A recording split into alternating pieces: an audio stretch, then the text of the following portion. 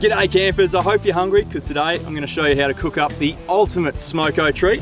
We're making camp oven scones. Now, this recipe is so simple, even the kids will be able to do it while you're having a nap. You only need to remember one thing, and that's 3-1-1. 3 cups of self-raising flour, 1 cup of cream, and 1 cup of lemonade. Now you want to mix all that together with a butter knife. The secret is not to overwork your mixture. So the next step, grab your camp oven. I've got a 4.5 quart here. Grab some self-raising flour that you've got left over. Just dust it in the bottom there. That's going to stop your scones from sticking.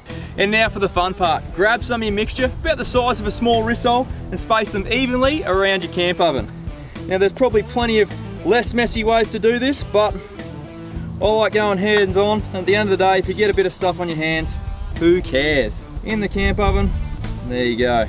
Now chuck your camp oven lid on and into the hot coals.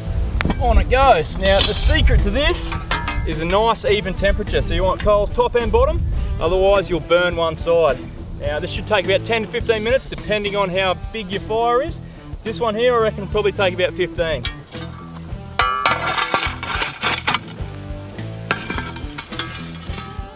Now here's a hot tip for you. Any leftover cream you've got, give it a real good shake, and eventually it'll turn into whipped cream that you can have on your scones later. Let's have a look. Oh yeah. Well, have a go at that. Absolutely beautiful. Now they're just tearing apart. Be careful, they will be a bit hot. Pick the best couple for yourself, and I'm gonna have mine with jam and cream. Let's go a bit of jam first. No need to skimp on the jam.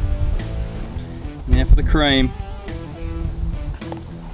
And of course, time for the all-important taste test.